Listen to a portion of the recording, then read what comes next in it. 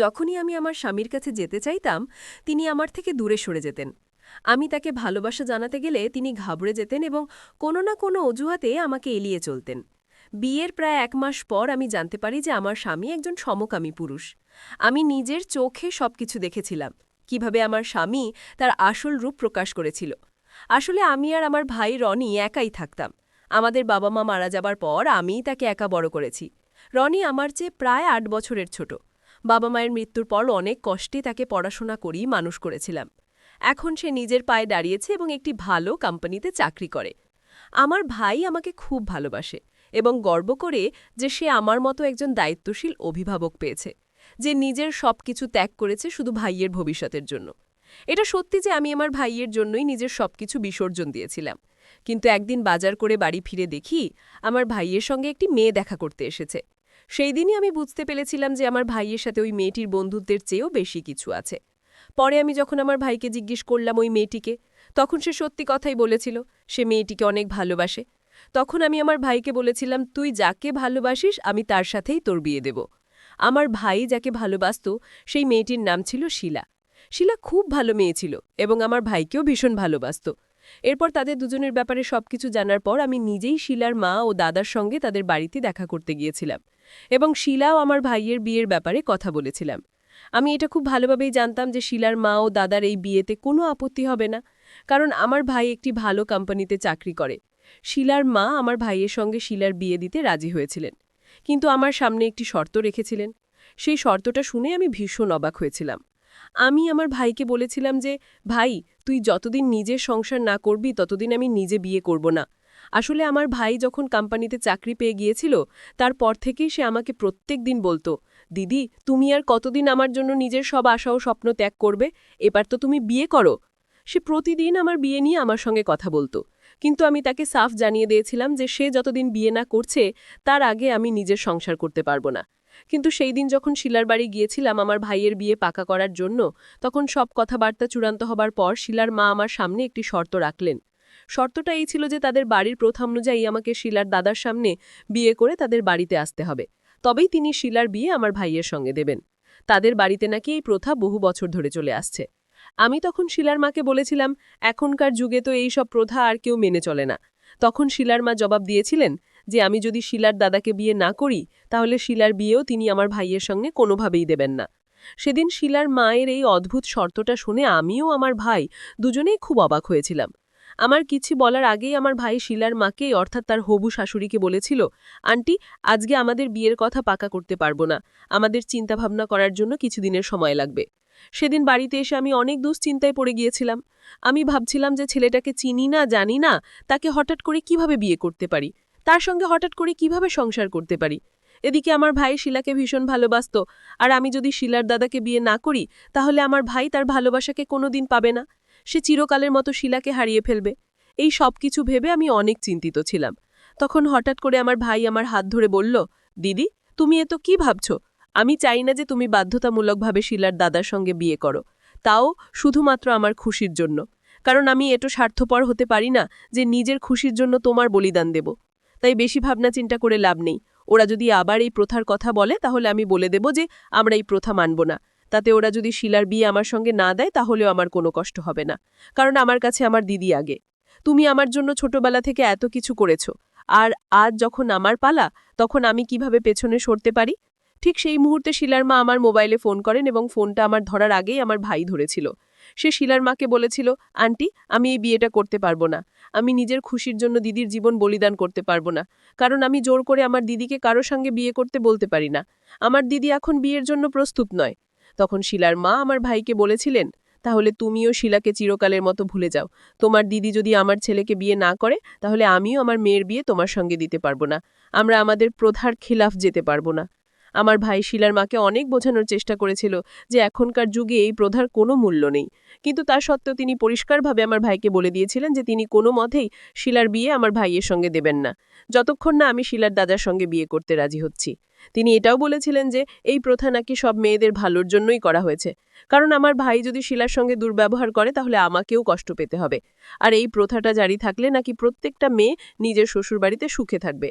যখন শিলার মা এই বিয়েতে রাজি হলেন না, তখন বাধ্য হয়ে আমাকেই এই বিয়েতে রাজি হতে হয়েছিল। কারণ আমি আমার ভাইয়ের কষ্টটা ভালোভাবেই বুঝতাম এবং তাকে ভীষণ ভালোবাসতাম। আমি নিজের চাইতেও আমার ভাইকে বেশি ভালোবাসতাম। আর শুধুমাত্র ভাইয়ের খুশির জন্য আমি একটা অজানা অচেনা ছেলেকে হঠাৎ করে বিয়ে করতে রাজি হয়ে গিয়েছিলাম। বিয়ের পর আমি আমার শ্বশুরবাড়িতে চলে এসেছিলাম এবং শিলা আমার ভাইয়ের সঙ্গে আমার বাড়ি চলে গিয়েছিল। বিয়ের দিন রাতে আমি ভীষণ ভয়ে ছিলাম। আমি ভাবছিলাম আমার স্বামী সোহেল না জানি কী ধরনের বা কেমন স্বভাবের হবে, কারণ আমি তো এর আগে কখনো তার সঙ্গে কথাও বলিনি। কথা বলা তো অনেক দূরের কথা, আমি তো প্রথমবার তাকে দেখেছিলাম। তাই বাসুর রাতে আমি যখন নিজের মনে অনেকগুলো প্রশ্ন নিয়ে বসেছিলাম, তখন রাত্রি 10টার সময় আমার স্বামী ঘরের ভেতরে এলেন। সেদিন আমার ঘুমও পাচ্ছিল, যেহেতু আমি অনেক বেশি ক্লান্ত ছিলাম এবং মনের মধ্যে একটা আলাদা অনুভূতিও ছিল। তাই ঘুমটাকে দূরে সরিয়ে দিয়ে নিজের স্বামীর ব্যাপারেই ভাবছিলাম। আমার স্বামী যখন আমার সামনে এলেন, তখন আমি আরও বেশি ঘাবড়ে গিয়েছিলাম। তিনি যখন আমাকে দেখে বুঝতে পারলেন যে আমি ভেতরে ভেতরে ভয় পাচ্ছি, তখন তিনি আমার পাশে বসে অনেক ভালোবেসে আমার হাত দুটোকে ধরে বললেন, রিনা, তুমি কি আমাকে দেখে ভয় পাচ্ছ? আমি তখন মাথা নিচু করে তার কথাই শুনছিলাম। তিনি তখন আমাকে বললেন, ভয় পাওয়ার কিচ্ছু নেই। আমি জানি তোমার ইচ্ছা ছিল না আমাকে বিয়ে করার। তুমি শুধু তোমার ভাইয়ের খুশির জন্য আমাকে বিয়ে করেছ। দ্বিতীয়ত, তুমি আমাকে চেনো না, জানো না। আমার স্বামী আমার সঙ্গে এমনভাবে কথা বললেন যে তার ভদ্রতার নম্র ব্যবহারে আমি মুগ্ধ হয়ে গেলাম। এবং সেই দিন অর্ধেক রাত পর্যন্ত আমরা শুধু গল্পই করেছিলাম। তারপর অর্ধেক রাতে আমার স্বামী আমাকে অনেক ভালোবেসে আমার হাতে আলতো করে চুমু দিয়ে বললেন, রিনা, আমি ঘরের লাইটটা বন্ধ করে দিচ্ছি, তুমি শুয়ে পড়ো, আমি নিচ থেকে জল নিয়ে আসছি। আমি জানি আজকে তুমি অনেক বেশি ক্লান্ত, তাই আজকে আমি তোমাকে ছেড়ে দিলাম। তার দুষ্টুতো ভরা কথা শুনে আমি তো লজ্জায় লাল হয়ে গিয়েছিলাম। সেদিন তার সঙ্গে গল্প করার পর আমি বুঝতে পেরেছিলাম যে তিনি অনেক নম্র ভদ্র স্বভাবের মানুষ। আমি তো এরকমই কোনো একজনকে নিজের জীবনে চেয়েছিলাম, যে আমাকে অনেক ভালোবাসবে এবং যে খুব ভদ্র হবে। আমার স্বামী যখন ঘরের লাইটটা বন্ধ করে নিচে গেলেন জল আনতে, তখন আমি নিজের মোবাইলটা হাতে নিতেই দেখি যে আমার ভাইয়ের অনেকগুলো মিস কল। তার মিস কল দেখে আমি তৎক্ষণাৎ ভাইকে ফোন করলাম। ভাইকে ফোন করার সাথে সাথে এসে ফোন রিসিভ করে আমাকে বলল, দিদি, তুমি ঠিক আছো তো? ওখানে সবকিছু ঠিক আছে তো? জামাইবাবুর ব্যবহার কেমন? আমি তখন খুব খুশি হয়ে আমার ভাইকে বললাম, ভাই, তুই একদম চিন্তা করিস না। আমি যদি শিলার দাদাকে বিয়ে না করতাম তাহলে জীবনে অনেক বড় ভুল সিদ্ধান্ত নিতাম। কারণ শিলার দাদা ভীষণ ভালো মানুষ। সে খুব দয়ালু, সহনশীল ও খুব যত্নশীল। তার ব্যবহার খুবই নম্র। আমি যেমন জীবনসঙ্গী চেয়েছিলাম সে ঠিক সেই রকম। তাই আমি শিলার দাদাকে বিয়ে করে খুব খুশি আছি।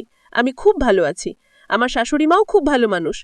ভাইয়ের সঙ্গে কথা বলার পর আমি যখন মোবাইল ফোনটা টেবিলে রেখে চুপচাপ শুয়ে পড়ি, তার কিছুক্ষণ পরে দরজা খুলে আমার স্বামী ঘরের ভেতরে এলেন। ওই সময় আমি নিজের চোখ বন্ধ করেই শুয়েছিলাম, যদিও বা আমার ঠিকঠাকভাবে ঘুম আসেনি। আমি বুঝতে পেরেছিলাম ঘরের দরজা খুলে নিশ্চয়ই আমার স্বামীই ঢুকেছেন। তারপর ওই অন্ধকার ঘরে তিনি আমার কাছে এসে আমাকে জড়িয়ে ধরে শুয়েছিলেন। সারা রাত ধরে তার ভালোবাসা ও আদর পেয়ে আমি অনেক খুশি ছিলাম। এইভাবে প্রত্যেকদিন রাতে ঘর অন্ধকার করে আমার স্বামী আমার সঙ্গে থাকতেন এবং আমিও তার ভালোবাসা ও আদর পেয়ে সন্তুষ্ট ছিলাম। কিন্তু একদিন আমি পা পিছলে পড়ে যাচ্ছিলাম, তখন আমার স্বামী আমাকে ধরে ফেলেছিলেন এবং আমি ভয়ে তাকে জড়িয়ে ধরেছিলাম। আমি যখন আমার স্বামীকে জড়িয়ে ধরেছিলাম, তখন কেন জানি মনে হয়েছিল যে আমি তাকে প্রথমবার স্পর্শ করছি। কিন্তু কেন আমার এরকম অনুভূতি হলো তা বুঝতে পারছিলাম না। কারণ প্রত্যেকদিন রাতেই তো তিনি আমাকে অনেক আদর করতেন। তা সত্ত্বেও আমার মনে এরকম অনুভূতি হওয়াটা খুবই অস্বাভাবিক ছিল। ওদিকে বিয়ের পরদিনই আমাদের বাড়িতে আমার স্বামীর বন্ধু এসেছিল। সে আমার স্বামীর শুধু বন্ধুই নয়, সে আমার স্বামীর ব্যবসার অংশীদারও ছিল। সে আমাদের বাড়িতে কিছুদিনের জন্য থাকতে এসেছিল। কিন্তু আমাদের বিয়ের প্রায় 15 থেকে 20 দিন হয়ে গেলেও আমার স্বামীর সেই বন্ধু আমাদের বাড়িতেই ছিল। আমার স্বামী সারাদিন আমার সেই বন্ধুর সঙ্গে নিজের কাজে ব্যস্ত থাকত, কিন্তু রাত হলে তিনি আমাকে সময় দিতেন এবং ঘরের লাইট বন্ধ করে সারা রাত আমাকে ভালোবাসতেন। এইভাবে প্রায় আমার শ্বশুরবাড়িতে 25 দিন কেটে যায় এবং আমি আমার স্বামীর সঙ্গে ভীষণ খুশি ছিলাম। কিন্তু সেই দিন আমার পায়ের তলা থেকে যেন মাটিটাই সরে গেল, যখন আমি আমার স্বামীর বন্ধুর ঘরের দরজা খুলে ভেতরে ঢুকতে যাই। দরজা খুলে ভেতরের দৃশ্য দেখে তো আমার মাথা ঘুরে গিয়েছিল। কারণ এতদিন ধরে আমার সঙ্গে রাত কাটিয়েছে আমাদের বাড়ির চাকর করিম। সে নাকি প্রায় 3-4 বছর ধরে আমার শ্বশুর বাড়িতে কাজ করে এবং প্রত্যেক দিন রাতে ঘরের লাইট বন্ধ করে আমার স্বামীর জায়গায় ওই কাজের লোক আমার কাছে এসে শুয়ে পড়ত। তারপর সারা রাত ধরে ওই কাজের লোক আমার সঙ্গে যা নয় তাই করত।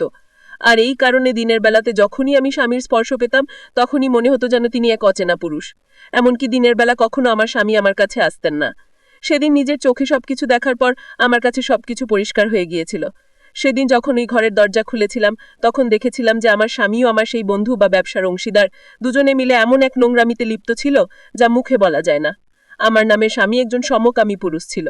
সেদিন আমি সবকিছু বুঝে গিয়েছিলাম। যারা কিনা পুরুষ হয়ে পুরুষের প্রতি আকৃষ্ট হয়, মেয়েদের দিকে নয়, তারা ছেলেদের দিকেই আকৃষ্ট হয়। এত বড় একটা সত্যি কথা আমার শাশুড়ি আমার থেকে লুকিয়েছিলেন। তিনি সবকিছুই জানতেন যে তার ছেলে একজন সমকামী পুরুষ। তার সত্ত্বেও সমাজের চোখে ভালো সাজার জন্য আমার বিয়ে তার সমকামী ছেলের সঙ্গে দিয়েছিলেন, যাতে সমাজের লোকেরা তাদের প্রশ্ন করতে না পারে যে তার ছেলে এত বছর ধরে বিয়ে কেন করেনি।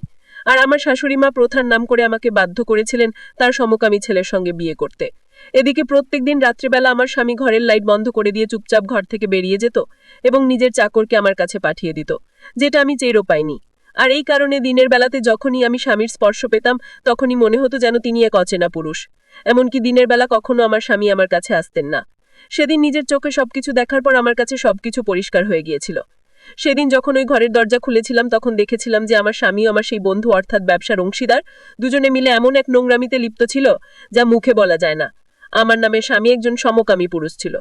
সেদিন আমি সবকিছু বুঝে গিয়েছিলাম, যারা কিনা পুরুষ হয়েও পুরুষের প্রতি আকৃষ্ট হয়, মেয়েদের দিকে নয়,